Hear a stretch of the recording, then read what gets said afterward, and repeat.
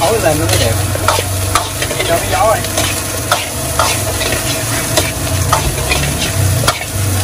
Còn của anh được bao nhiêu kilo rồi? 1.500. Không làm TikTok à?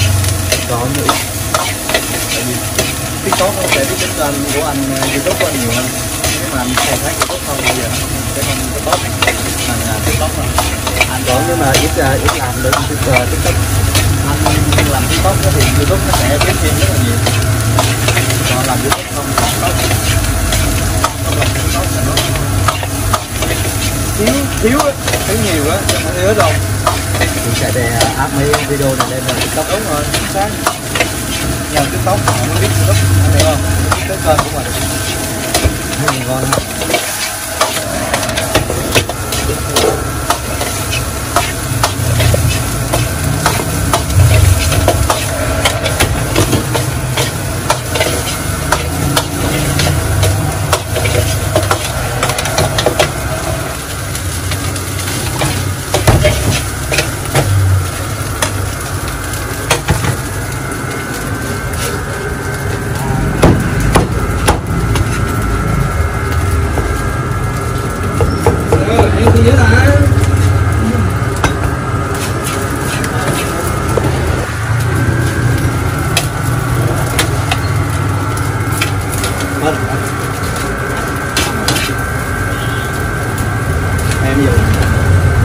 Rồi khách vô à, khách vô à. Cái này nhà tự làm đúng không? Đúng rồi, mình làm thôi. Mua thì em đâu bán rẻ vậy, em thấy cắt một dĩa xíu quá trời không? Bán rẻ nhất Sài Gòn muốn Xíu gì nữa. phải làm công phu đó chứ. Phu thì không phu chứ mình làm bán rẻ thì khách nó thích chứ. Là ngon, cái xíu này ngon. Cái thịt chọn ngon. Ừ? Cái thịt, cái miếng thịt chọn ngon, nó dai dai. Thơm thơm hả? Chứ không phải là mấy chỗ nhiều Có chỗ tiền em. cái xíu trong thịt không mà ăn thôi. Khô đúng không? Chỗ này có mỡ nó ăn nó giòn giòn. Cái này là có cả mỡ cả nạc. Đúng rồi. Chứ phải có mỡ có nạc mới ngon.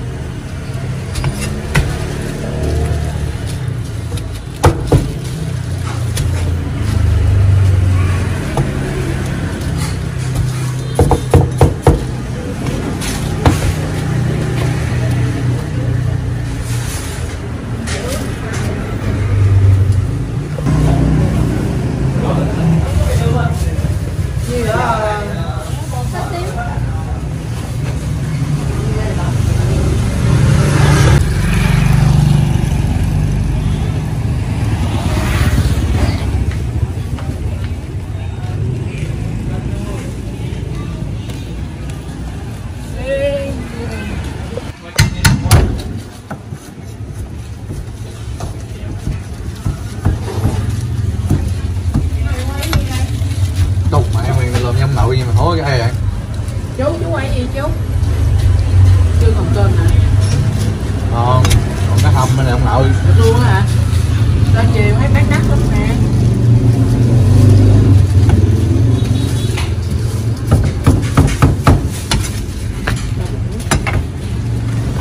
Tôi nào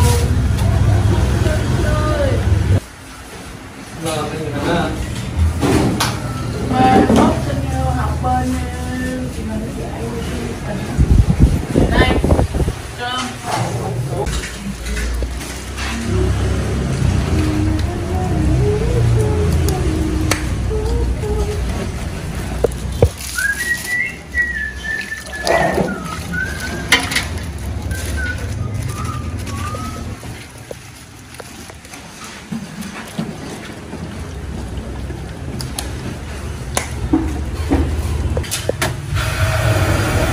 Hỏi anh chị ăn gì để xe rồi chỉ anh chị rồi. Đâu con về em ơi. Anh với lậu. Để bên đường đi anh, để mình kéo chiếc OT á. Để. Có kia luôn để, cho chịu phát ở lậu. Em của Phúc Bích Đô. Em kêu Phúc Bích Đô để xe bên kia cho thoáng mà. Lỡ vô rồi. Em chào anh Phúc. Phúc Bích Đô.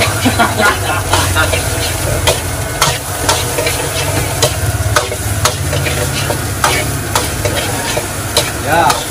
Cái cũ hả? Hỏi gì đó hỏi nghe. Anh đâu nói gì em đâu. Anh nói anh Phúc cái con mà.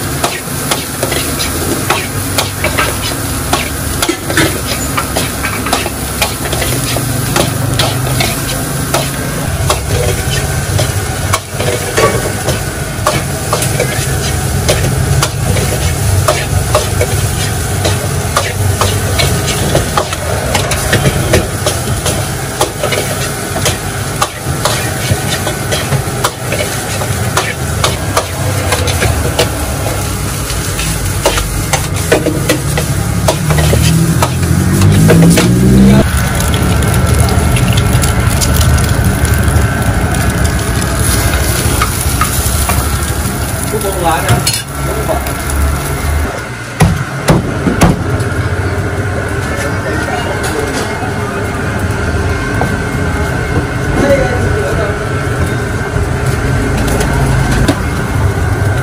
Anh em ăn gì em?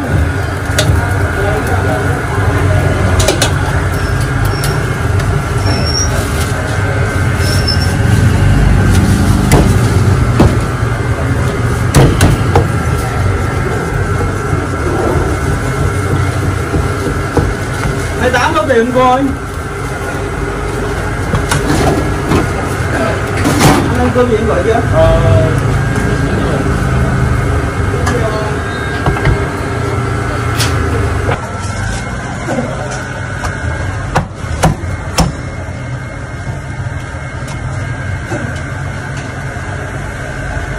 Bây giờ xí đây. Xí không ạ? Xí không? Cả xíu rồi nhưng mà làm